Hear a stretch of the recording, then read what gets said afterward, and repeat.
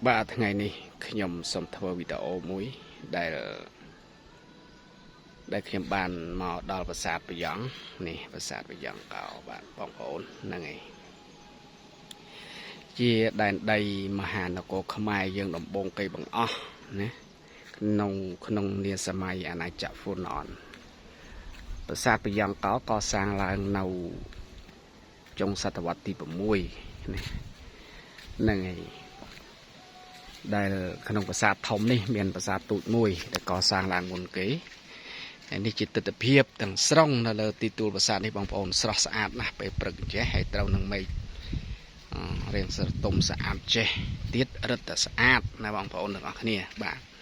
ហ្នឹង ហើយ ប្រាសាទ បាយ៉ង់ តាំង កពិត ស្ដេច បាយ៉ង់ មក គង់ នៅ លើ ប្រាសាទ ទឹក ដី នេះ គឺ ក្រោយ សម័យ អាណាចក្រ trên là tê mà mình màu nâu môn cây tế cứ bọn mình nâu cào tê nó không sớm mai môn cây bọn nó lúc cứ với đi chia đại mà có sang môn cây nó cứ bát ai san và làm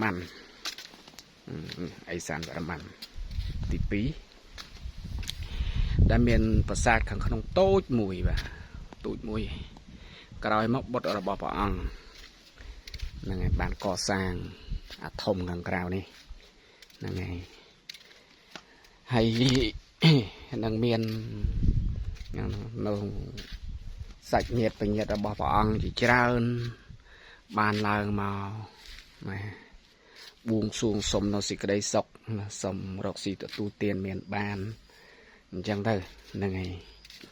hay có miền crom ongในการบารมีឡើងមកច្រើនបាទច្រើនណាស់ណាធ្វើកិច្ចសុំនពរជ័យសុំនៅអ្វីផ្សេងបាទទៅខាងកើតនេះគឺយើងមើលឃើញភ្នំភ្នំនេះគឺជាទឹកដីរបស់យួនបាទเอาភ្នំស្វាមភ្នំពពាលហ្នឹងហើយអានោះក៏បាវទៅនោះជដុកហ្នឹងហើយប្រាសាទបាយ៉ង់នេះមានទីធ្លាធំគួរសមដែរនៅលើទឹកដីនេះទង់ជាប្រហែល7 ហិកតាបាទប្រាសាទនេះមានកម្ពស់21 ម៉ែត្រតាមដែលខ្ញុំវាស់ជាមួយនឹងមន្ត្រីរបស់វប្បធម៌ដែលខ្ញុំបានឡើងបោចស្មៅនៅលើទីនេះបាទមាន21 ម៉ែត្របាទអញ្ចឹងប្រាសាទនេះទាំងអស់នៅលើប្រាសាទនេះទួលប្រាសាទនេះទាំងអស់ក្រៅពីប្រាសាទបាយ៉ង់មានបណ្ណាល័យមានប្រាសាទទូចចំនួន7ថែមទៀតបាទមិនមែនមានតែប្រាសាទមួយទេអញ្ចឹងមានចំនួន7ថែមទៀតហ្នឹងហើយនៅខាងក្រោមនេះផ្ទះអញ្ញកញ្ញៃនេះគឺផ្សារតលប់ភូមិតពាំងស្រង់ភូមិកំពង់ភូមិបរងភូមិជ្រោយហ្នឹងហើយសិតតែជាអ្នកដែលនៅជាប់នឹងជើងភ្នំបាទហ្នឹងហើយមានឆ្ងល់ទេតើរាជធានីពីដើមនៅទីណាបាទរាជធានីពីដើមនៅទីណាបាទនៅក្នុងឯកសារគឺមានរាជធានីពីដើមរបស់ស្ដេចនាសម័យនោះគឺនៅក្នុងភូមិបរងនេះដែលគេហៅថាខ្នងប្រទាយនោះបាទគឺជារាជធានីរបស់ស្ដេចបាយ៉ង់ហើយបាទគឺមានខឿនមានអីហ្នឹងហើយស្រះបុរាណនោះក៏មានច្រើនដែរនៅលើខ្នងនេះមានស្រះក៏មានស្រះមានតពាំងធំណាស់បងប្អូនដែលព្រះអង្គលោកដឹកដីនេះយកមកចាក់លើទីទួលនេះមិនមែនកសាងឡើងមានដីយ៉ាងនេះណាបាទគឺខាងជុំវិញនេះគឺមានខឿនណា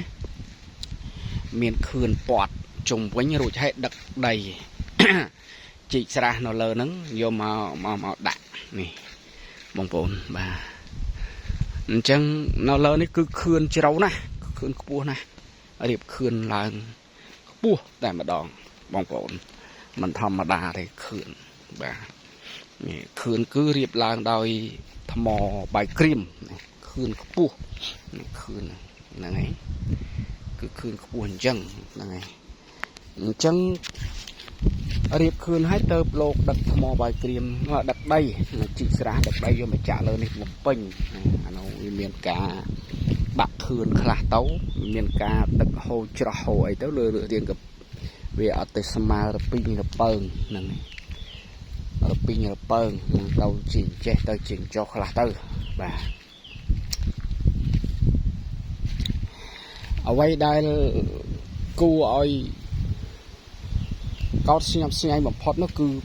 ថ្មប្រភេទថ្មធំធំចេះណាមិនដឹងថាគាត់យកឡើងមកដល់លើនេះតាមវិធីណាទេលោកអើយធ្ងន់ធ្ងរណាស់ពិតជាអស្ចារ្យមែនតើមិនធម្មតាទេបងប្អូនបាទហ្នឹងហើយធំថ្មមើលទៅមិនធម្មតាធំតែលោកយកមកធ្វើខឿននោះគឺខឿនរៀបដោយមិនប្រើស៊ីម៉ង់សោះដាក់ថ្មបាយក្រៀមតម្រៀបគ្នាមកឲ្យខំគ្នាចិត្តបើតែម្ដងបាទអញ្ចឹងមើលទៅក្រោមមើលទៅឃើញភ្នំប៉ោះជុំវិញអញ្ចឹងគេហៅដាក់ថាស្រុកគិរីវង្សបាទស្រុកគិរីវង្សដោយសារតែមានភ្នំប៉ោះជុំវិញហើយនៅស្រុកនេះក៏មានបានខ្យល់រីយ៉ាយមានបងភ្លៀងធ្លាក់អំដល់ឯដោយសារវាមានភ្នំប៉ោះជុំវិញហ្នឹងបាទហើយយើងមកវិញទៅយើងឃើញភ្នំជាច្រើនទៀតបាទដល់នេះមានទីទស្សនាជាច្រើនដូចភ្នំដែលបងប្អូនឃើញនេះគេហៅព្រះសបកលាអាងព្រះសបកនៅលើនឹងមានលាអាងព្រះសបកលាអាងហ្នឹងគេធ្វើមានកៅអី5ហើយមានតុកមូលមួយបាទបងប្អូនហ្នឹងឯងលាអាងព្រះសបកហ្នឹងបាទហើយនៅមានពើងព្រះមហាឥសីព្រះមហាឥសីដល់ពេលហៅកាត់យូរទៅជាមហាសីតាមការពិតព្រះមហាឥសីភ្នំនឹងពើងហ្នឹងឯងហើយនៅខាងលិចភ្នំនេះមានលាអាងមួយធំណាស់អាចនៅបានមនុស្សរាប់រយនាក់ណានៅលាអាងនេះភ្នំកដាលនេះគឺមានលាអាងមួយធំណាស់តែតាមចាស់បុរាណថាលាអាងនោះជាលាអាងលាក់ខ្លួនរបស់ព្រះនាងសកអូបដែលកាលដែលសៀមឬក៏វ័យជាមួយនឹងចាមជាមួយនឹងជ្វានោះនៅពេលដែលចាមឬក៏ជ្វាឬក៏សៀមវ័យចូលមកគឺពួកពនាងគេទៅលាក់ខ្លួននៅទីនោះបាទនៅទីនោះក៏មានស្នាមទុដងរបស់ព្រះសង្ឃផងដែរហ្នឹងបាទនេះទស្សនភាពភូមិពរោងភូមិជ្រោយនេះជ្រោយឯងចូលជ្រោយបងប្អូនភូមិពរោងនៅខាងនេះបានផ្សេង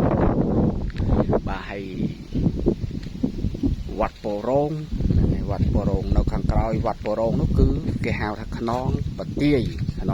ឯងបាទនៅភូមិខ្នងបទាយឯងវត្តពរោងក្រោយខាងវត្តពរោងបាទ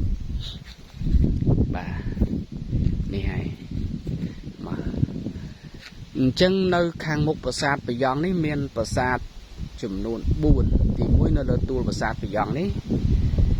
មានប្រាសាទមួយទៀតគេហៅថាប្រាសាទប្រធានគោប្រាសាទប្រធានគោគឺនៅលើភ្នំជាមួយនឹងប្រាសាទប្រយ៉ងនេះតែម្ដងបាទនៅខាងក្រោមនៅទេប៉ុន្តែនៅខាងកើតភ្នំប្រយ៉ងនេះទៅខាងកើតមានប្រាសាទ3ទី1គឺប្រាសាទអង្គរញាណក្នុងឯកសារគេដាក់ថាអង្គតនុនបាទអង្គតនុនប្រាសាទអង្គតនុនអ្នកស្រុកគេហៅប្រាសាទដប់ពញាណឬក៏ប្រាសាទតញៀនហ្នឹងហើយដែលនៅហួសឡើងមកលើហួសប្រាសាទព្រះនាងសកអូបឆ្ងាយមកលើទៀតបងប្អូនហ្នឹងហើយចុះមកខាងក្រោមមានប្រាសាទព្រះនាងសកអូបនិងប្រាសាទប្របាទដៃខ្លីហ្នឹងហើយប្រាសាទដៃខ្លីទាំងការពិត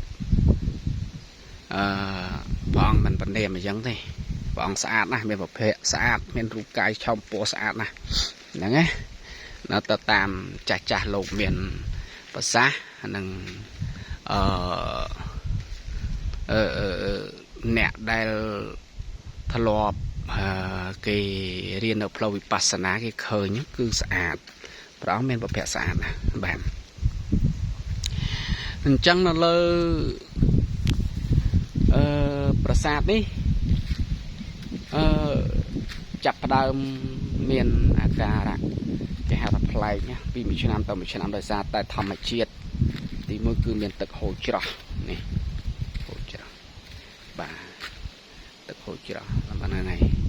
យឯក្រសួងវប្បធម៌ហ្នឹងក៏គាត់ឡើងមកមើលហើយអីហើយអស់ហើយប៉ុន្តែការទប់ស្កាត់និងការជួសជុលមិនទាន់មានឃើញទេតែមិនឃើញកូនចៅគាត់ឡើងមកធ្វើកិច្ចធ្វើកម្មវិធីអីចឹងទៅស្កេនរូបស្កេនអីចឹងទៅបាទហ្នឹងប្រាសាទបាយ៉ង់នេះគឺកសាងឡើងមិនមែនដើម្បីឧទ្ទិសទៅដល់ព្រះពុទ្ធសាសនាទេគឺកសាងឡើងគឺឧទ្ទិសទៅដល់ព្រហ្មញ្ញសាសនាគឺសាសនាព្រាហ្មណ៍សាសនាព្រាហ្មណ៍ដែលនៅលើនោះមានរូបព្រះវិស្ណុនិងព្រះនាងឧមាណាដែលគេដាក់នៅខាងលើហ្នឹងគឺមានឃើញនៅឡើយបាទនៅឃើញនៅឡើយហ្នឹងហើយអញ្ចឹងការដែលយើងកាន់នៅផ្លូវបារមីឬក៏ផ្លូវសាសនាយើងឃើញថាការដែលមានអ្នកខ្លះក៏គេនិយាយដែរគេថាការយករូបបដិមារបស់ព្រះអង្គពុទ្ធសមណគោតមឬព្រះអង្គសិអាមេត្រីយកមកដាក់ក្នុងប្រាសាទនេះគឺមិនត្រឹមត្រូវទៅតាមកលងនៃសាសនាក៏សាសនាប្រាសាទនីមួយដោយពហិវត្តអញ្ចឹងណាពហិសាសនាពុទ្ធគឺដាក់រូបពុទ្ធឧទ្ទិសគេទៅឧទ្ទិសថ្វាយទៅដល់ពុទ្ធសាសនាគឺគេដាក់រូបពុទ្ធហើយប៉ុន្តែនៅក្នុងប្រាសាទនេះมันគួរណាយករូបព្រះពុទ្ធយកមកដាក់ទេពីព្រោះអីប្រាសាទនេះគេឧទ្ទិសទៅដល់ព្រះវិស្ណុនិងព្រះនាងឧមាណាអញ្ចឹងมันគួរឡើយបងប្អូនมันគួរណាសូមក្រសួងធម្មការឬក៏ក្រសួងវប្បធម៌សូមមេត្តាជួយកែតម្រូវត្រង់នេះបាទសូមធ្វើឲ្យត្រឹមត្រូវទៅតាមសាសនាបាទសូមអរគុណភ្ញៀវទេសចរនិងអ្នកកាន់ស្នងបារមីគាត់ឡើងមកគោរពបូជាបាទ